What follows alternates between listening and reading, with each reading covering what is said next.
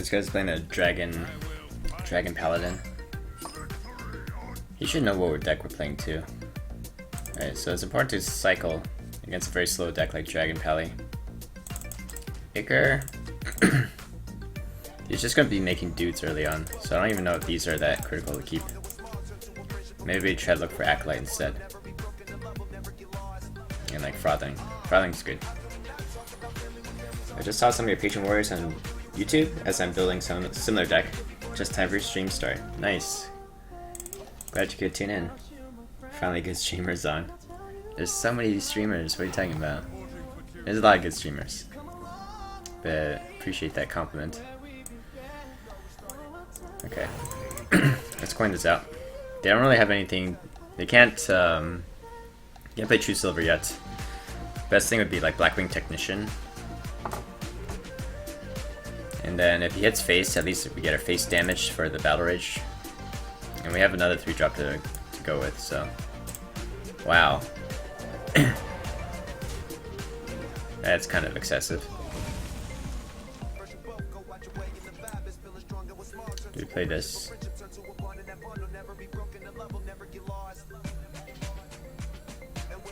Then he just plays True Silver next turn. I think I don't play it. I think I'll just start with Gnomish, and then I need the Ghoul to trigger like Battle Rages and stuff.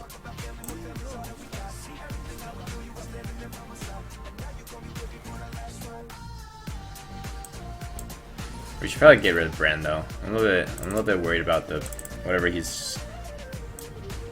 synergy he has with Bran. Like, if he plays a Dragon Consort, I guess that reduces the mana cost by 4, so he could play Ysera really early. So let's not let that happen. That's a good pickup. Given that we have Patron, and we have Whirlwind Effects, and we have Battle Rage in hand, it's definitely good to get the Emperor.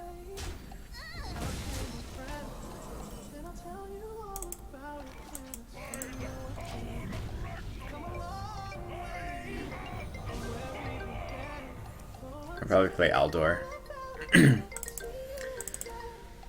Aldor and just trade here. No Aldor. That's good. Aldor would have been really bad. So we want to save Inner Rage for the... because he's going to be pretty much at full health. I know he runs the Light Lord thing. Ragnaros the Light Lord, so...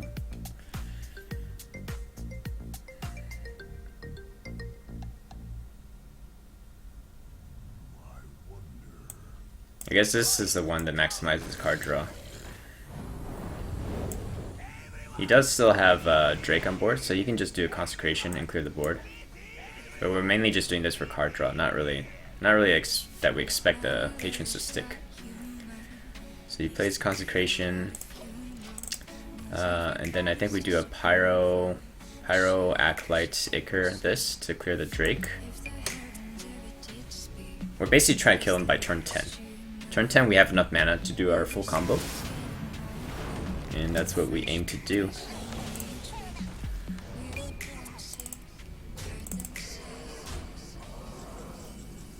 So I can actually do this. So we can clear off the other Technician too.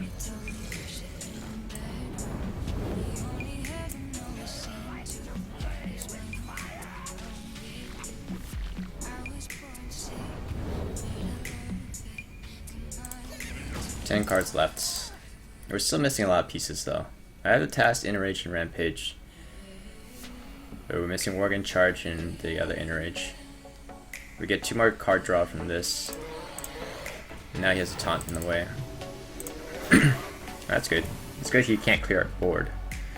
So what does he aim for? Pyro? Pyro seems to kind of make sense. Killing that. Okay. So, assuming we can't get all the pieces this turn, then I think we want to develop the Frothing. I'm gonna go for some card draw. This way we can like keep buffing it up too. There's a Worgen. So what nets us more? I think the Having an Acolyte nets us more.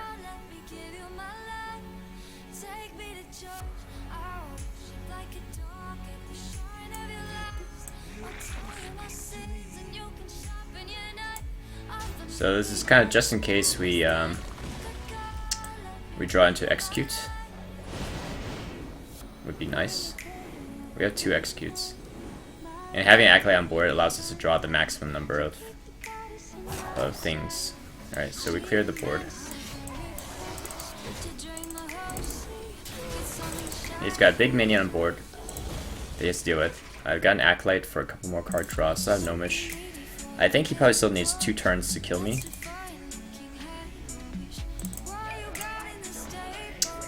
Quality, okay. Hola, Dado. And hey, Myth. Did anyone see the OTK Shaman Tuskboar? No, I didn't see that. You're playing standard? Yes, this is standard. Yep. So he can't develop any big dragons. I know he has something big in his hand. Hopefully no more Twilight Guardian. Oh no, he has no more dragons. So we have 29 damage.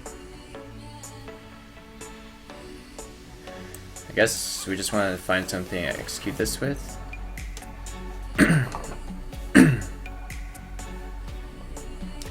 If we use a task for execute, then we're left with only a maximum of 29 damage burst, but we have the Gnomish on board, so I guess it seems reasonable. He's already used both equalities, so how does he even clear this? I don't think he can. He can just, he can only consecrate. So we have 26 once we draw the other Inner Rage. Or we have 22 in hand right now. How does he know it's well played? This is already enough damage. Is he stream sniping?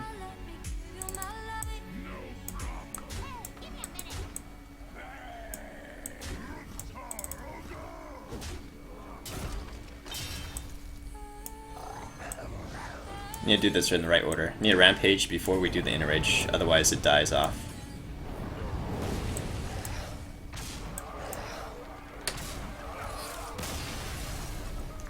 But how did you know we have the full comp? Or because I use a Taskmaster.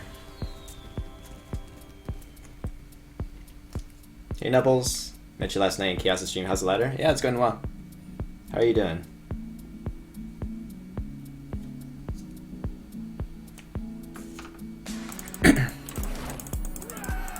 I mean, I've been kind of tilted today on ladder. I was already ranked 2 yesterday, but there were a lot of very greedy Control Warrior players. So if we start seeing a lot of those, I need to. I made another deck that is basically to counter Control Warrior. It's not this one.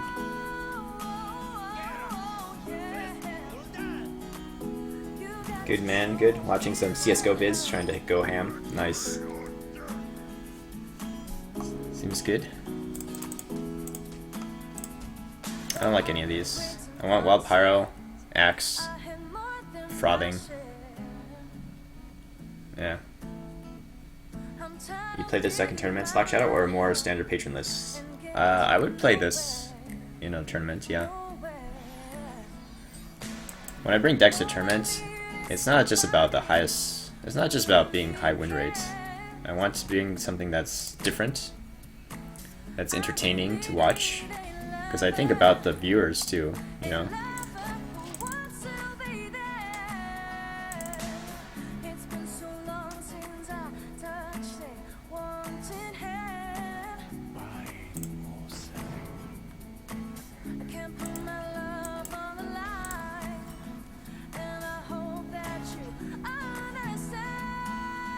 I think I played this guy earlier. I thought he was Zoo.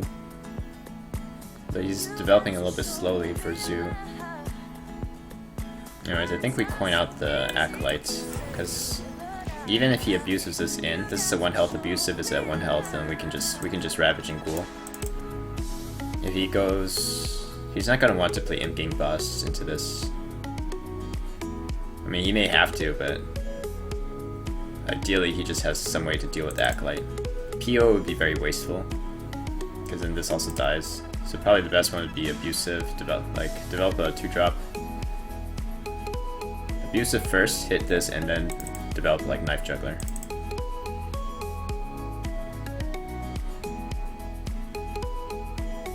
So the goal of the deck is to simply go control until you get the combo pieces required to pull OTK. It depends on the matchup. It's not that linear. Like, there's different ways to win the game, and depending against what matchup, you may go for a different strategy.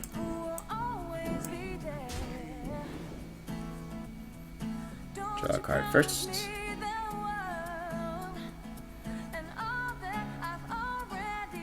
I think I take a Battle Rage instead of develop. Like, if I develop this, clears these guys. He has a 2/3 and a 1/1.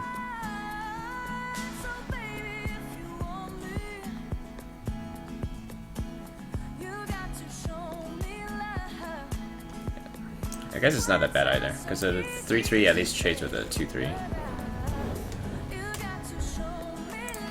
Maybe it's too greedy to like just Battle Rage there, even though I draw a lot of cards. Then I have nothing on board to really trade. How did you finish ladder? I didn't finish. I finished like maybe in the 400, 500. On the last day, I didn't leave myself enough time to climb with this deck. This deck was doing pretty well. I started off the last day at I think I started climbing the last day at like 3,000 or something. So yeah, it was like a big hole to climb from, and I was using this deck. It was doing well. Like it was actually climbing. So I was kind of upset I didn't leave myself enough time. Hey, LTN.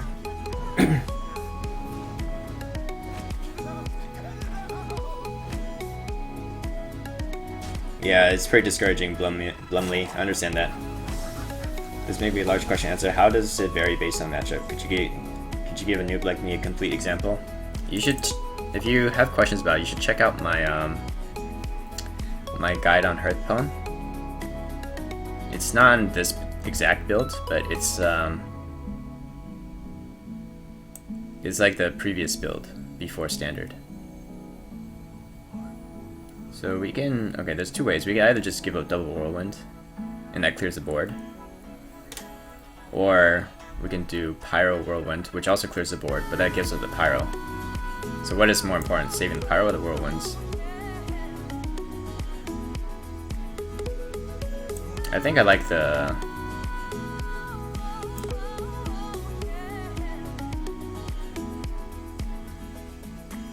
I think I like this. We just double Whirlwind and then develop the Pyro on board.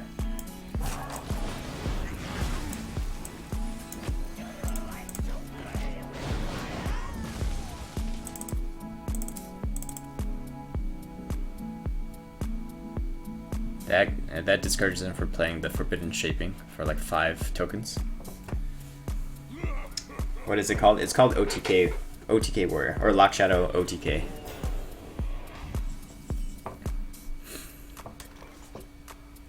Okay. I guess we have to start with Nomish here.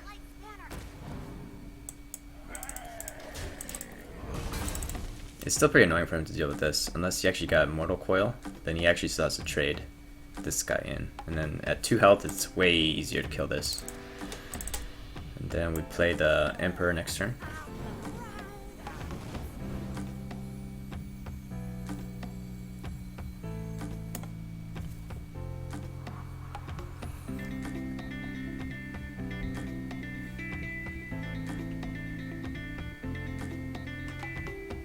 Do you think it's okay to disenchant a Reliquary Seeker? Yeah, pretty much nobody plays Reliquary Seeker because you'd rather just get it off of the Dark Peddler. You don't actually need to play that yourself.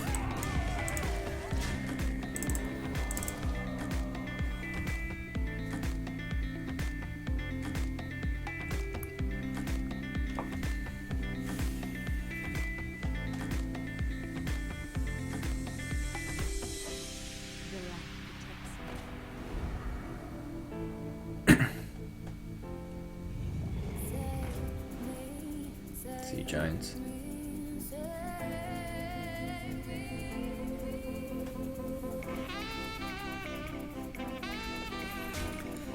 so we can get double whirlwind effect.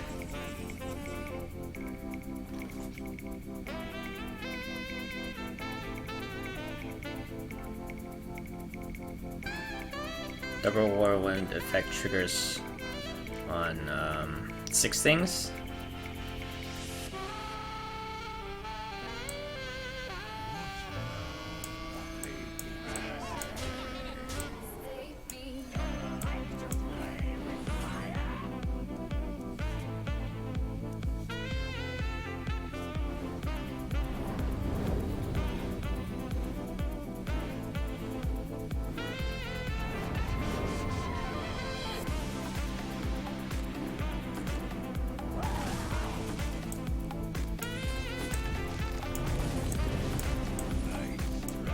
Ice Strike!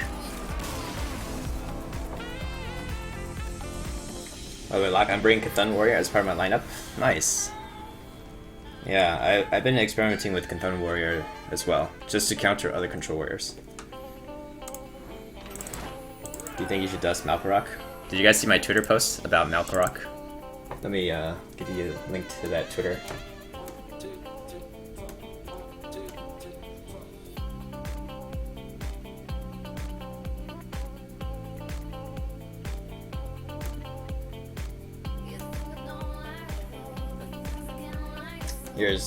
Here's my link to the Malkorok.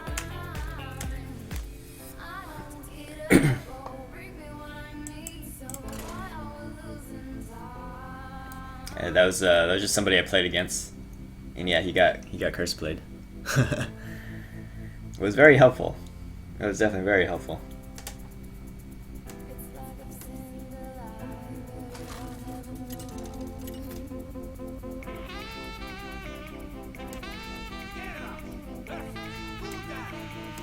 Alright, Zoo again.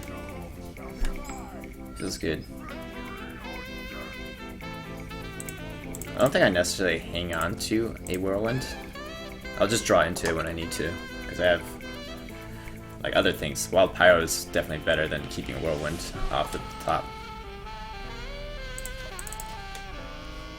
Malkorok. Yeah, Malkorok. Hey, Emeralds!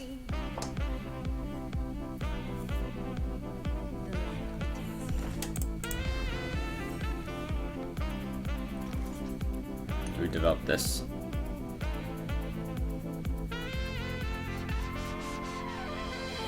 Then he just like abuses in. I think probably the Pyro's too valuable to let that happen.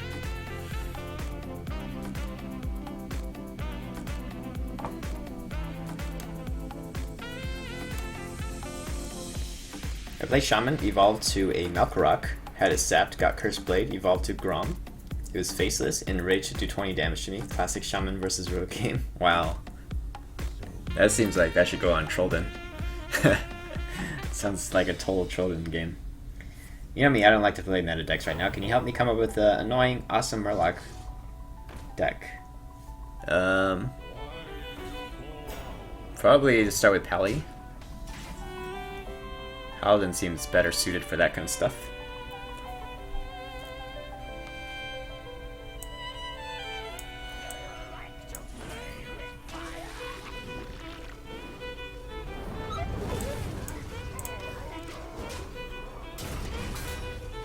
Alright, so you'll trade here, and then we can get a Battle Rage.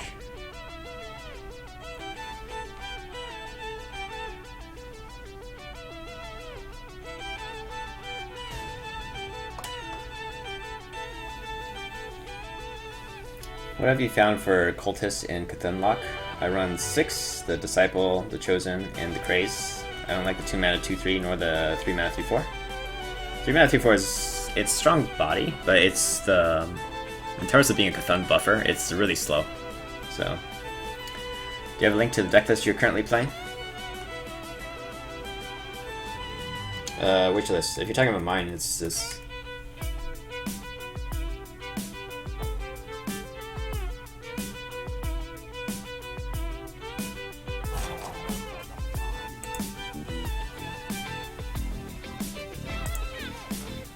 Giggler.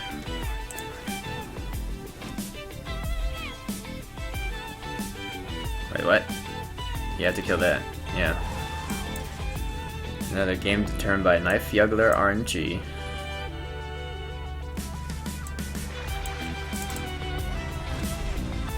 Right hit here.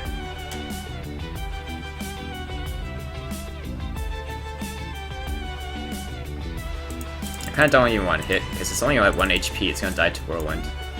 It pretty much broadcasts I have Whirlwind in my hand. But the weapon is just so valuable. 3 attack, wasting on a 1 health minion.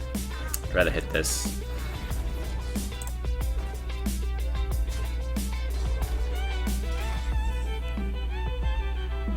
Oh, that's pretty good.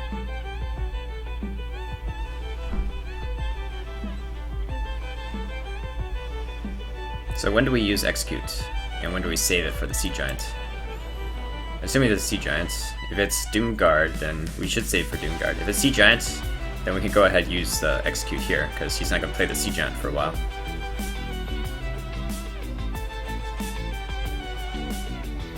The alternative is just like Whirlwind and clear with this guy. I think that's okay too. It saves the weapon charge, gives us board control, and then we have a clear board to play Emperor on. That's okay.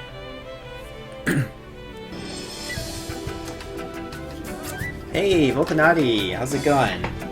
Coming in with that resub. Thank you so much, Volcanati. Welcome back to the Loch Ness Monsters. Get you some sub hype.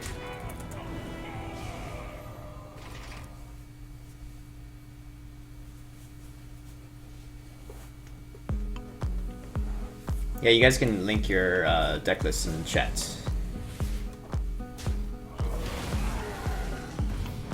Value Gormok. Alright, so I want Battle Rage, and I also want this to get buffed, so we start like this.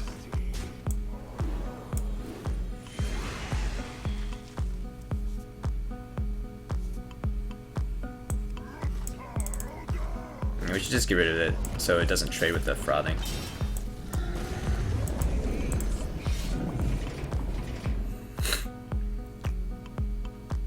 It's so different when Zoo doesn't have Implosion. Like, Implosion was like their only direct damage spell to affect minions, otherwise they have to have stuff stick on the board. But nowadays they have way less sticky minions. Let's draw first. If we get Whirlwind, then we're pretty good to go. Okay.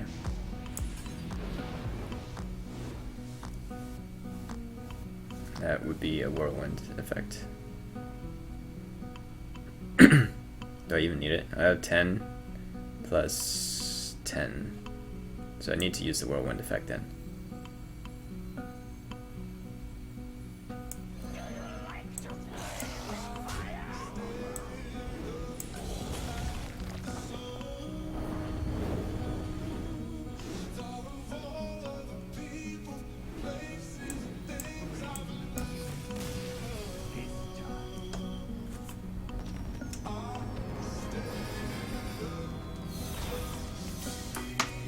Alright, easy. Hey, JR Parker, how's it going? I thought I'd been had sub longer. I'm not sure. Maybe I got it wrong.